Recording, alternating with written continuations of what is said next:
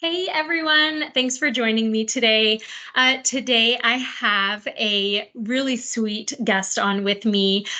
She is so wonderful in what she does, and I'm going to tell you a little bit about her, and then I'm going to actually hand it on to you. So, Kari Cravalho, you are a coach as well. You work specifically with moms, and you're a certified professional coach working with working moms. So I love what you do, and part of why I'm drawn to you is because a lot of what we do kind of overlaps and aligns.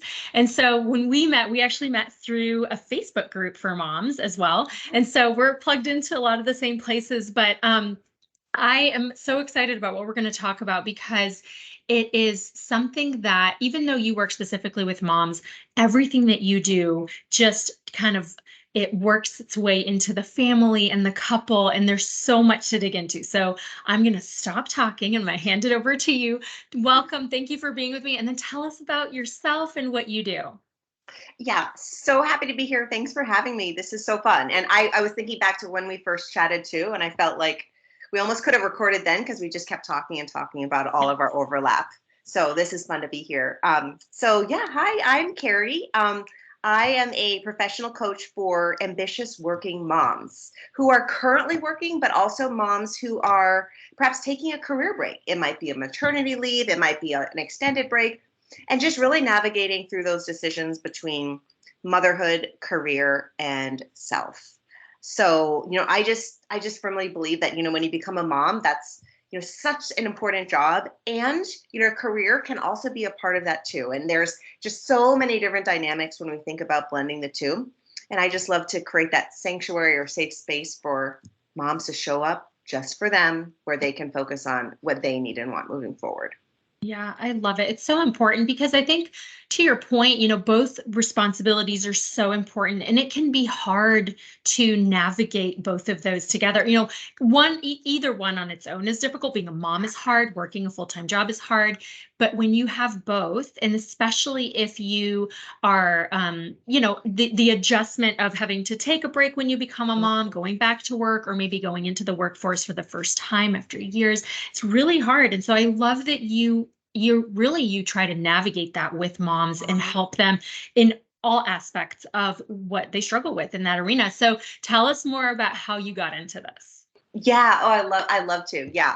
I just, that word navigate you said is just so perfect too, because there's no one right course, right? And so I'll share my story. So my story starts with my professional background in human resources. So I worked in HR for my entire career, although I had a very short stint in finance, but quickly realized that wasn't for me. So Yep.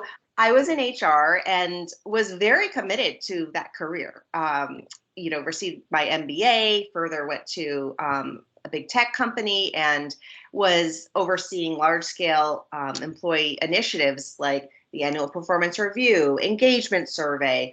And my latest job at this company was being the chief of staff for the head of HR. And it was at that time when I actually started to manage a team for the first time. So I had a team of recent grads, and I loved having the team because for me, it was when I was able to step into that mentor role and start. Of course, we talked in our one-on-ones about their projects and their goals and what they needed support on internally. But I really just loved having those conversations with them about, what they saw for their career moving forward, what they wanted, like what do they really want? Like not what you should be necessarily telling me, but like what do you really want? I just loved having those conversations. So that's when I fell in love with just coaching. But at this point, it was very informal. I probably didn't even know I was coaching, but that's what I was doing. Mhm. Then I had my first child. So I had my daughter. Her name's Evelyn. She's now almost 9. And I had a real interesting kind of tug and struggle at that point. So on the one hand, my career was flourishing. I was like on this leadership track in HR. And then I had always had a dream to be a stay-at-home parent. And Mm. these two dreams were almost like opposite to each other in a way. And I just remember I was on my maternity leave, and I took a long maternity leave because I had a sabbatical that I added on and all my vacation. And I just remember feeling so much pressure with that decision of what to do next. And I had my husband to talk to, I had my family to talk to, but here's the irony. I was in human resources, but I honestly couldn't talk to HR about this. You Mhm. know, this was a big life decision. Do I go back to work? Do I not? And I really wish at that time that I had had someone other than my husband and someone other than HR to talk to. I really needed like a sounding board. I didn't have it. Um, I made the right decision for our family, and I made the decision to stay at home. And it was Mhm. wonderful. It was beautiful. It was exactly what I needed, what our family needed. It was wonderful. And Mhm. then navigating through motherhood, you have the ups and the downs. And I did get to a point where I started to feel like, okay, what's now my next step? I'm ready for doing something again in my career. What does that look like? Does that look like going back to corporate? Does that look like starting my own thing? And, there were all these questions.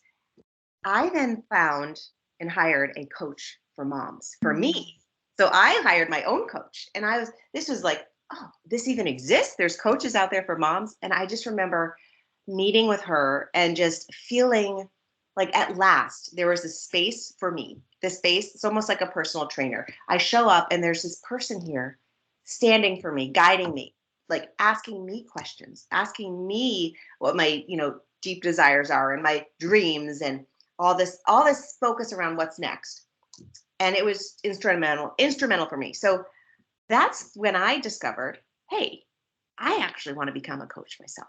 And it all Mhm. made sense because, my HR background, being a mom, it just all came together. And so that's when I said, I'm going to make it happen. I'm going to make it happen. I'm going to start my own business, and I am going to make it easier for moms walking behind me. That mom who might be in that stage of what do I do next? Or I don't know how to navigate this, or just give me someone else to talk to. I want to be that person for that mom behind me. I love that. And I have to apologize. Did you hear how like crazy my squeaking toy, the dog was squeaking his toy? Could you hear that? No, I actually didn't. Maybe I was talking too Okay. fast. Oh no, I'm so I was literally like while you were talking, texting my husband, like, can you take that from him, please? Oh, Because he was going to town. So if you guys heard it, I'm so sorry. That was unprofessional. But I love that. I love that your story grew from your own experience. Because I think a lot of the times we we go into a career because we don't know what to do, and so we try to find something we're interested in, and then we launch into that. But I love it when we discover what we want to do because we find a passion based on our own experience. Like, what a great story. I love that that's how you started this, and you've walked that. Like, what it's like to be in that place where you just don't know what you're supposed to be doing. It doesn't feel right. You don't feel aligned with what you're doing, and then to get to that point where you discover that, and not only do you feel more fulfilled in your profession, but as a person, as a mom, like you just find where you're supposed to be. And that's awesome. And I don't know that everyone gets to say that. So the fact that you now help people get there themselves, you help moms to find that, it's awesome. I love that. So tell me a little bit about like it. What is it that when a woman comes to work with you, what usually is going on? Like what kind of things do they notice in their own lives that would make them reach out to you? yeah. Yeah. One of the main things, and this probably isn't a surprise, but this feeling of overwhelm, right? There's Mhm. this feeling of exhaustion, overwhelm, feeling scattered, stressed, just having so many balls up in the air at the same time. So that's something that's interesting with moms, right? Because I feel like in society, almost that's become like the way to be. Like, ooh, you've got a million balls in the air. Look how amazing you are. And so there's also there's clearly a downside to that. So overwhelm is one of them. The transition piece is another one. And so this is where, I have found sometimes what you think you want, you go after, and then you realize you're in that situation, and then you're like, wait, this isn't exactly it. So some people transitioning or pivoting, that's another Mhm. reason why people would come to me. Another reason that wouldn't necessarily be why they directly come to me, but is clearly something that comes out immediately once we start talking, is we all, myself included, we have all these stories in our heads about things and their meaning and things in the past, and they trip us up. They trip us up moving forward. And so what Mhm. I always like to say to people, like when I first meet them, because a lot of people, I know you're launching your coaching program now too. So I imagine you're having these calls too with people to like explore what's coaching, and I say to them, therapy tends to look more towards the past and might bring up some emotions and trauma, and definitely requires trained expert. Consulting is more that space of like almost a hierarchy of knowledge. Like, I'm going to tell you to go do these 5 things and you should see this result, most likely. I tell people up front that with the coaching I do, I don't have any of the answers directly for them. It's their life. They have their own answers. And I am just there to ask the powerful questions. Mm-hmm. And what's interesting with coaching and the work I do in that regard, people do come to me with overwhelm and the transitions and what do I do? And, these stories in their head. And you can also do coaching when you look around and you're like, hey, there's nothing necessarily wrong with my life. I'm just looking to see what I can create more in the future. So I really focus all of our conversations on the here and now and the future. What happened yesterday? It happened yesterday. What do you want to do about it moving forward? Yeah, I love it, because I think that so much of the time we don't realize what we've got in our, like, what thoughts are playing out in our mind, what we're telling ourselves, and what are just the obstacles that become so normal in our head that we don't even realize they're obstacles. Like, they just get in the way, but we don't label them. We don't recognize that they are things that we actually could do something about. We can overcome, we can learn how to grow. And to your point about you don't have to be in a bad place to need coaching. It's really just about leveling up. Like, our goal as individuals should always be to grow and to just get better at all the things that we do, or else it just kind of gets boring. Like, I think most people that strive for fulfillment and happiness, it's because, the way to do it is to just keep going. Like, what else could I do? What else could I build? What else could I create? What else can I do to enjoy life? And I think personal development gets forgotten. We seek out the new places we want to travel to. We want to save money for these things, but we don't always remember that to really fully enjoy those things, we have to take care of ourselves, and we have to continue to grow. And there are certain things, like being a mom, being a dad, those things are roles that we choose, right? And so, and I know you and I have talked before about choice, and we'll get into that in a second too. But when we choose to take on these roles, whether it's being a parent or taking a certain job, even getting married, we do it because there's a feeling behind that. There's a desire behind that. But as we grow, we have to adjust to some of the struggles that come up. And I don't think we anticipate struggle. I think we know on a rational level that, hey, some things might be difficult in a marriage or in parenting or in a high executive job or whatever, but we don't go into it thinking about the struggle. But when the struggle comes, so often people don't know what to do. It's just, you just end up trying to take it day by day, which is important.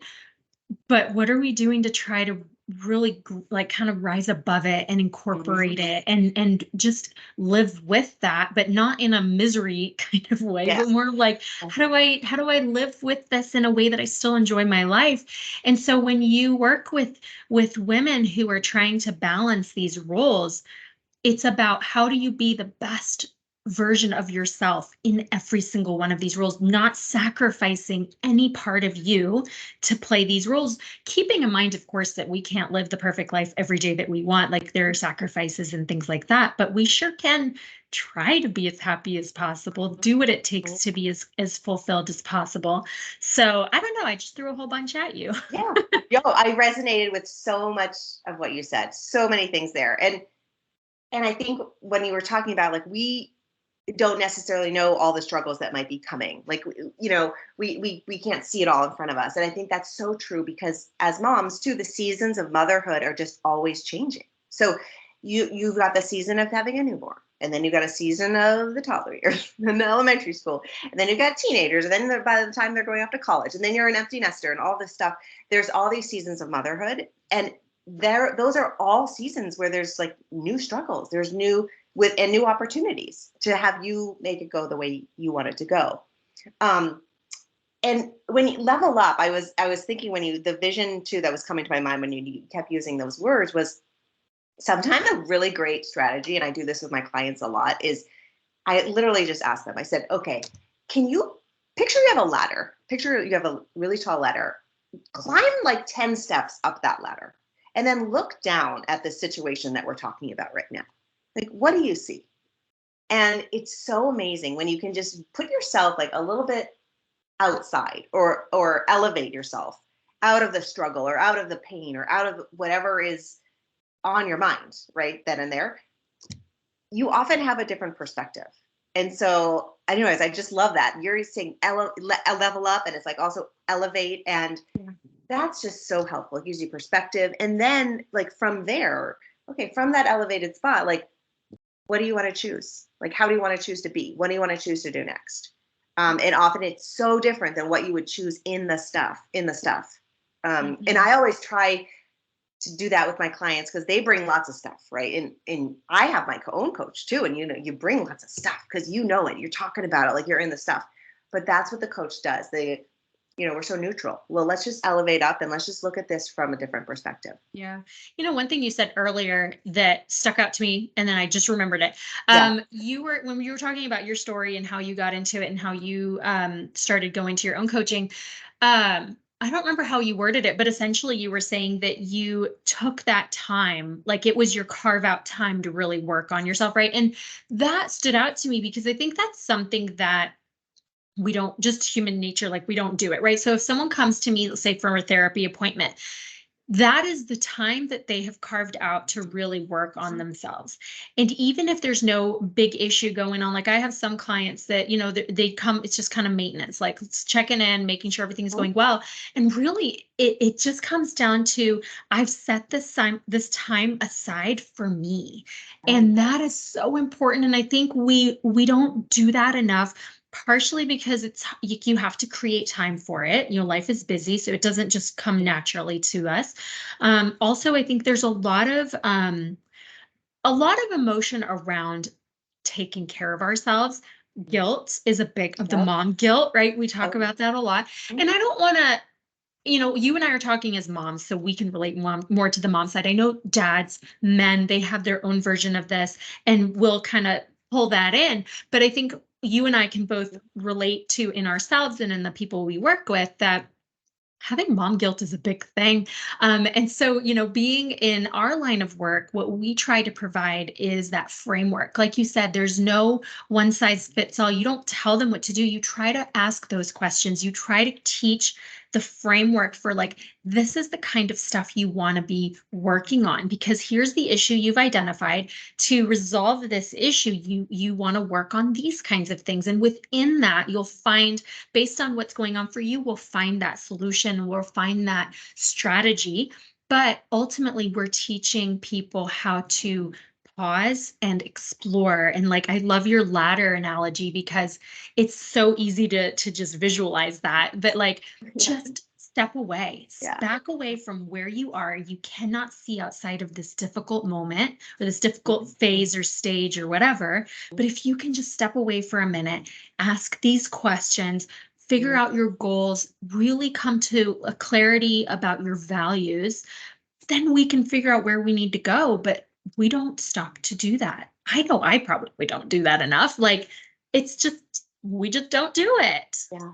Yes. Yeah. It's sometimes I find with my clients, like, just booking me or like signing the contract is already such a huge thing because Yeah. it's like, I'm doing something for myself.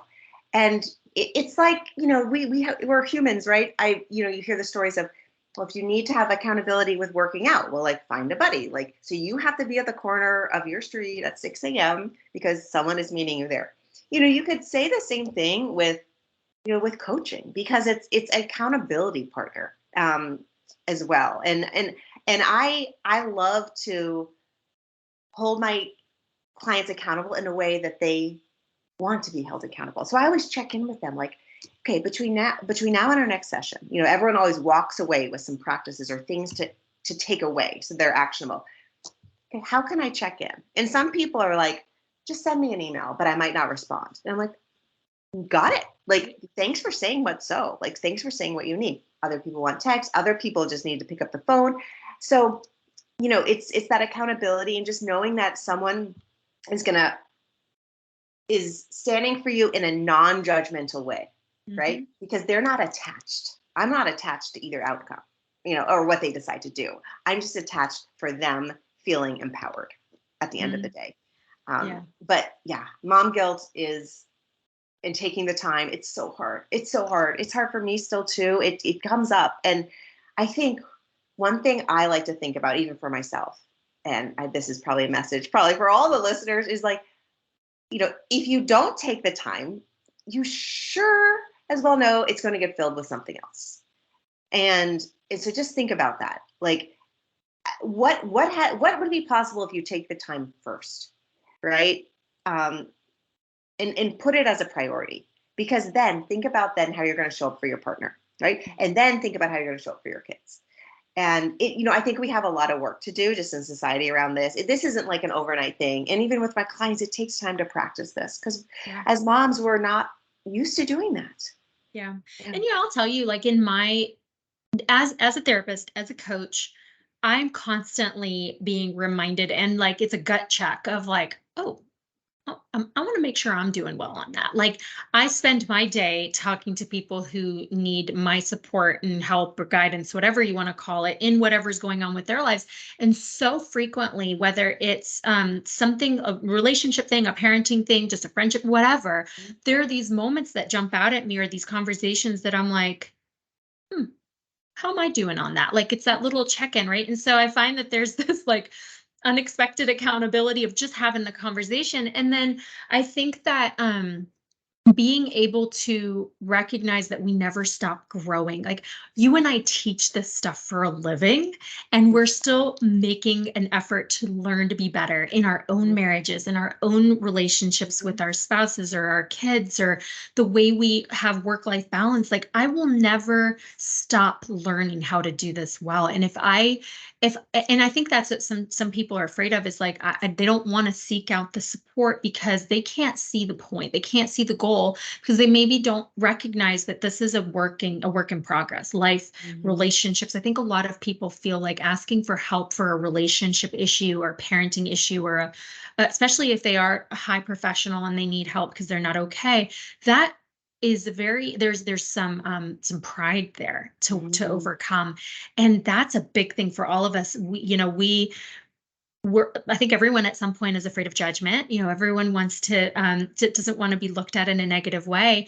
And then we're hard on ourselves. So that combination leaves us really not asking for help, and not recognizing that help, you don't have to be at rock bottom to ask for help. Mhm. You just need to see that there's room for growth and just seek it out. Yeah, yeah. I love that. I love that. I love how you said that. Yeah, I think when you sign up for coaching, or you decide to explore it, I think, yeah, it's like not about asking for help. It's more about being in the driver's seat for yourself. I think that's what it is, right? Because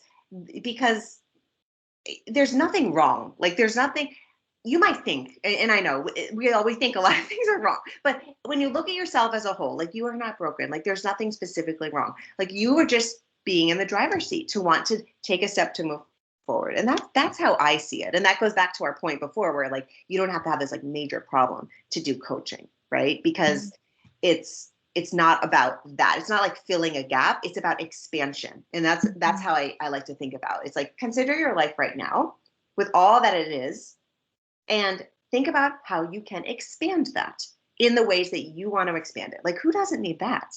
Whether you have problems or not, we all need Mhm. that. Yeah. Yeah.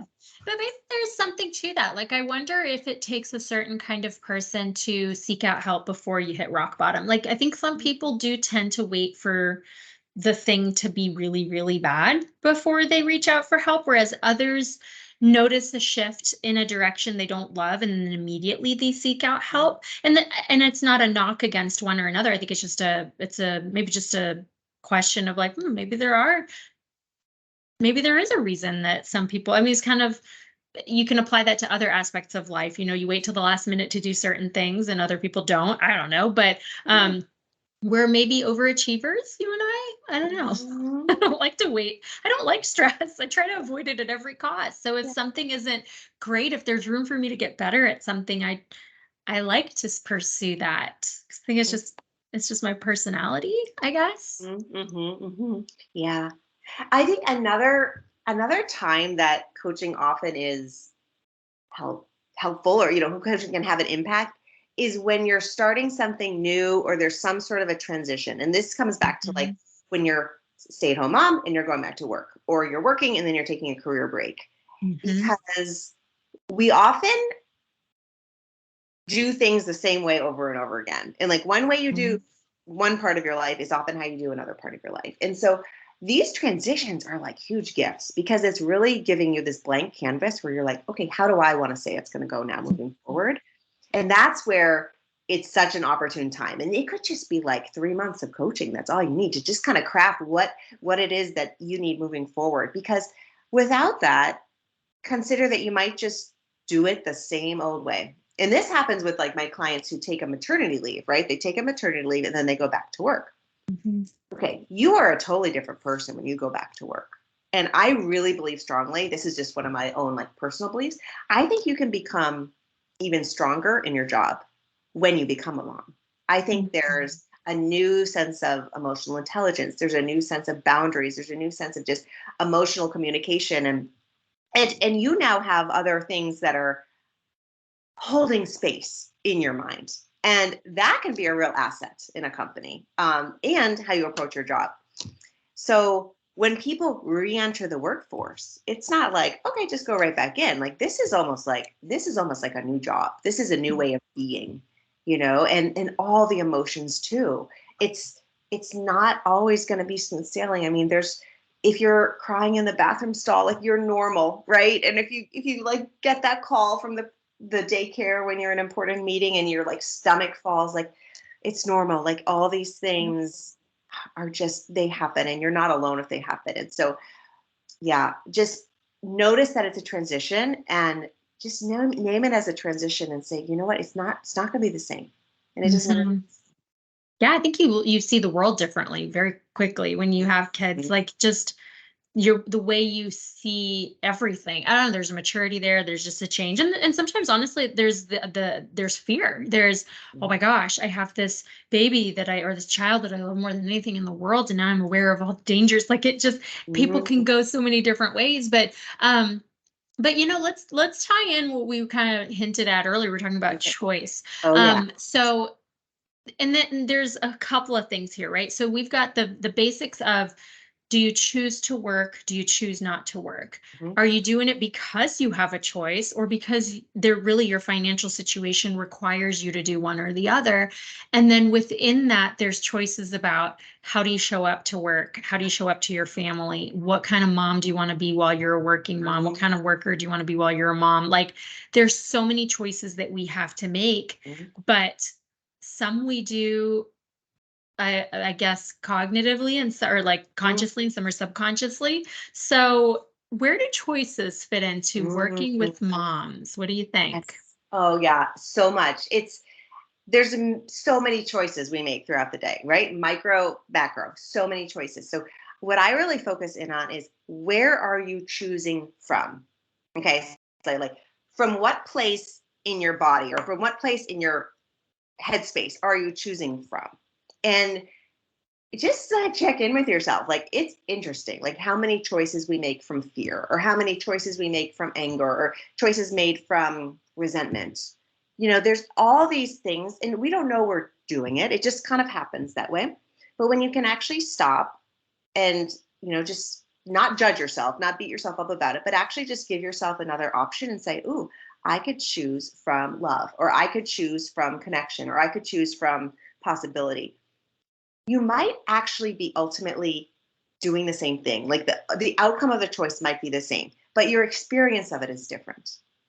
And so that is really where it comes in with my work. Um, it's not always what you do, or in this case, the choices you make, but how you be. How are you going to Mhm. be about it? And and the other thing too, like empowering. I think we used that word earlier too, like empowering choices and disempowering choices. Yeah. Sometimes this comes up a lot. People have like maybe 3 or 4 different things they're choosing from, and they feel paralyzed, like, which one do I choose? Right. And what I like to shed light on to people is giving that perspective that when you're not making a choice, that's actually so disempowering to yourself. And so sometimes the most empowering thing you can do for yourself is to make a choice. And of course you're thinking about it. It's not like, let's just flip a coin. Like you make a choice in a mindful way. But then when you empower that choice and move forward, people, oh my gosh, get like freedom from that. Yeah. Because they don't realize when they're juggling all these different scenarios, like that's so disempowering. So disempowering. Mhm. Yeah. Well, and even when we don't have a choice, when we have to do something that we don't want to do, Oh, yeah. we still get to choose how we do it, like Yes. attitude wise. Like, do Yeah. I do it begrudgingly Yeah. with so much resentment and anger and or just the feeling of obligation or whatever? Or do we say, I don't want to have to do this, but I'm gonna do it with a smile on my face because then that's who I am. I don't want to carry this yuckiness and this Yes. burden or whatever. And then the way we interact with people also, I think, depends on the attitude that we have about the thing. Yeah. Yeah. And this is so come up all the time with working moms. And I'd say especially to well, working moms in an office or working moms from home. Because what happens, our lives are so like integrated right now, right? Balance. I don't know if balance is an interesting word. We could have a whole nother podcast around that. Mm-hmm. But things flow, right? And it's happened to me. You're like in the flow on your career, and then something happens, like the school calls, or something happens with your kid, or the kid comes knocking on the door. So this is a great example where you're like on something and then you get flustered and you're like, oh, like you could be like, oh, I have to go do this thing now. Or like, oh my gosh, this is so annoying. I was so in the flow on my job. I'm loving this. Or and vice versa. Like you could also be so in the flow with your kids and then have to go to do your Yes. job and be like, Yeah. no, I don't want to do that assignment. Right. Both ways. So what I encourage people to do is when you have these like moments in time to just stop for a minute and just like feel the stuff. Like if you're feeling like, man, that stinks, right? I wish this didn't happen right now. Just feel it for a minute. And then you sit there and you say, okay, I'm gonna make a choice. And I'm gonna choose X or I'm gonna choose Y. And then you say, yeah, where are you choosing from? And it might not be the most fun thing you have to do, right? But if you try, there's usually always like a higher level commitment that you can tie it into, and a higher level meaning like you could attach to the choice. Um, Mm-hmm. yeah, so totally, exactly like what you said, just Yeah. totally resonates.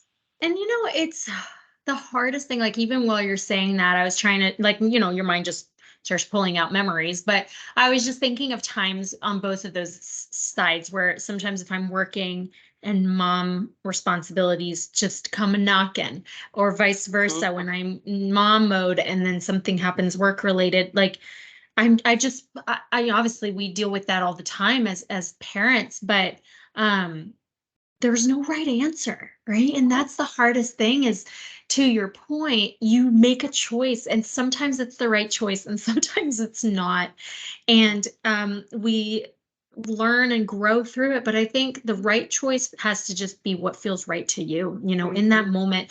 If Yeah. it's if you're with your kid and work is calling, and you could stop what you're doing, take that call. But if you decide not to, there might be a little bit of guilt about not doing that. And then the other side, if you have to stop working to be with your kid, whatever, there could be guilt on both sides, but ultimately you just have to have this moment of decision. And I think, something that is important to take away from this conversation for anyone that's listening is, right now, as you're listening to this and you're reflecting on your experiences, how do you want to make that choice moving forward? Like, what is a question that you want to ask yourself? Just a little quick open-ended question. Like, if I'm in a situation where I'm working and my kid needs me, what do I want to ask myself? Or if I'm with my kid and work needs me, what do I want to ask myself? And by just creating that question now when you're not in that Mhm. headspace and preparing it for when that situation comes up,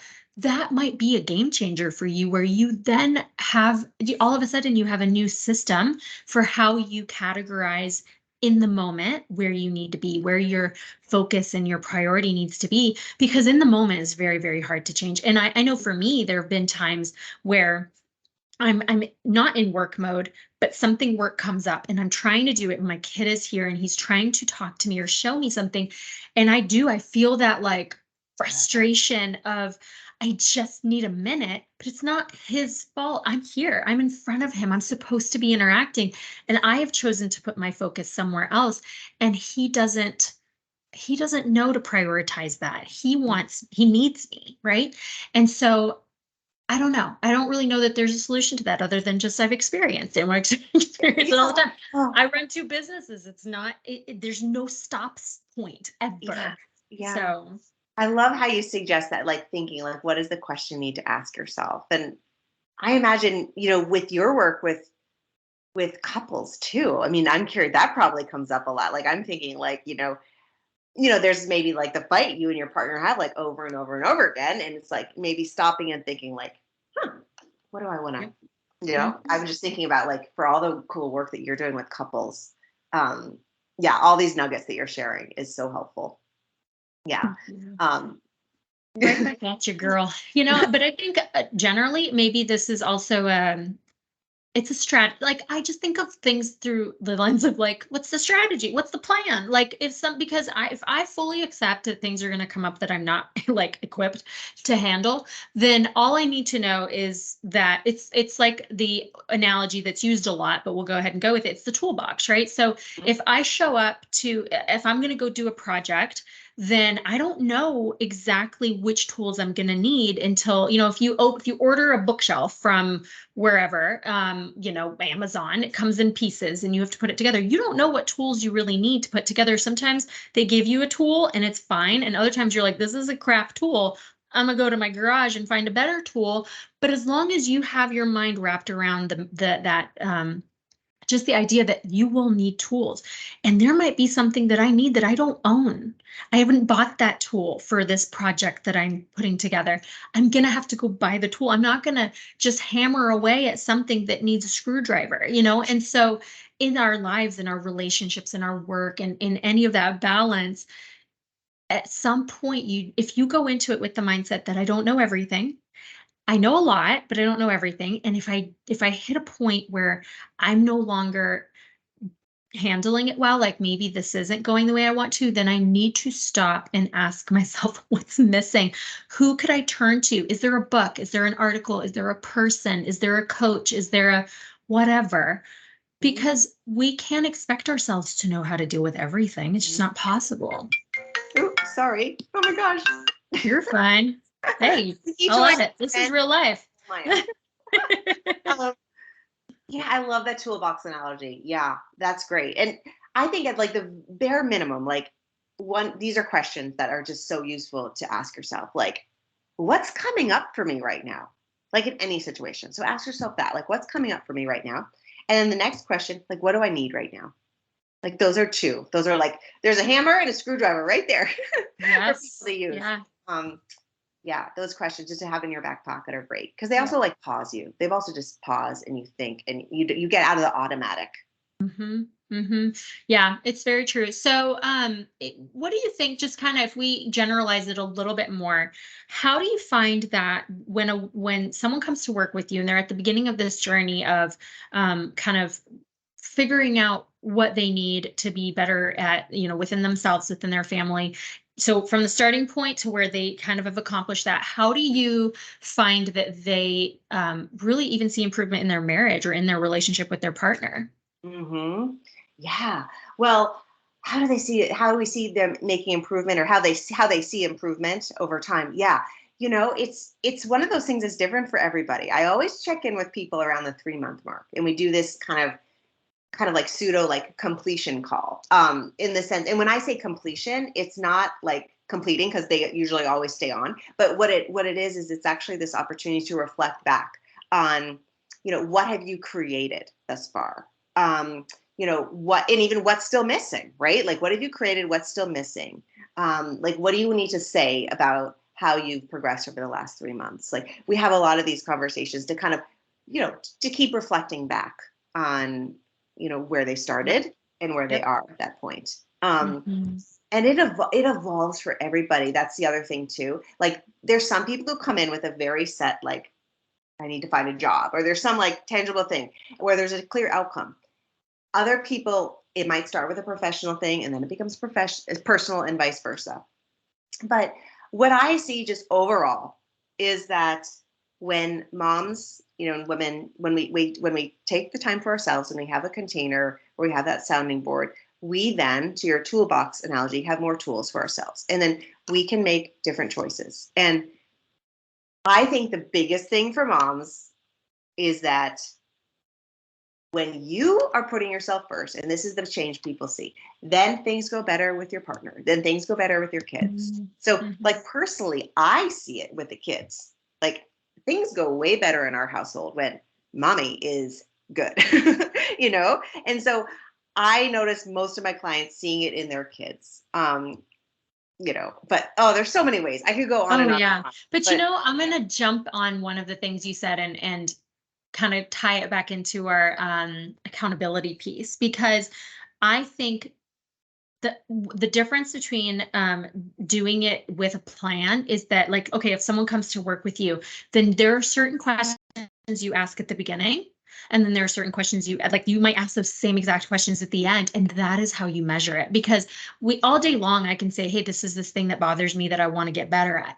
But if I'm not kind of working the program or really answering certain questions within myself, if I'm not, and that's why I think writing is really helpful. And it can be something as simple as the to-do list, right? If it's in my head and it's swirling and then I put it on paper, there's clarity, there's less anxiety, there's all kinds of positivity that comes from putting it somewhere tangible where you can measure it. But whenever we're talking about any kind of personal growth, whether it's the workout at the gym, the walk down the street, or the coaching program with Kari, or the coaching program with Navarre, or anyone, like it's not just about like, oh, I want to do this thing, so I'm going to kind of hit it here and there, and I'm going to try a little bit here and there. It's no, I have consistency. If that person is waiting for me on the corner every morning for the walk, then we're going to measure that by the fact that we have more energy every day. We can walk for longer. We're less winded, all those things, because there's someone walking it with you. There's you within yourself have made a decision to try to see a growth. And so whatever that accountability looks like, even if it's just, I'm going to start to journal every day, or I'm going to write down what I eat every day, whatever it is, it's about finding something that helps you monitor and track your progress. And when you were talking about how you have these conversations at the end, it's very reflective, right? You're looking back, because most people don't see growth as the growth is happening. They notice it more when they've hit a certain point and they stop and look back. And that's where you can see like, oh my gosh, you're right. We don't argue as much. I'm not as exhausted. I'm not having to drink extra cups of coffee every day because I have no energy. Like, you just can see it differently when you have put in actual work and then you have someone to help you look back at it. Yeah. So well said. So well said. That's awesome. I love talking to you. We're probably at a point where we need to wrap up, because it is actually for both, at least for me, it's almost 5 o'clock on Friday and I have to go get my child. Yes. But this is so much fun, Kari. I love talking to you. And I think you and I probably, because so much of what we do is kind of aligned. As we're talking, I was thinking of other subjects, like topics that were coming up, that I think you and I are just going to have to do another episode at some point, because there's a lot of places to take this. And I know we focused more today on the mom, the woman, but I think it just is part of the picture, right? Like if mom is not okay, if wife is not okay, then it's harder. And same for husband. I want to have that conversation. I need a guy on this podcast, Kari. Someone will talk to me about this. I'm gonna pull my husband. But like that same idea that like if we don't take each of our roles as husband, wife, mom, dad, whatever, they come with pressure. They come with this, having to navigate what that role really looks like individually and in a marriage and as parents.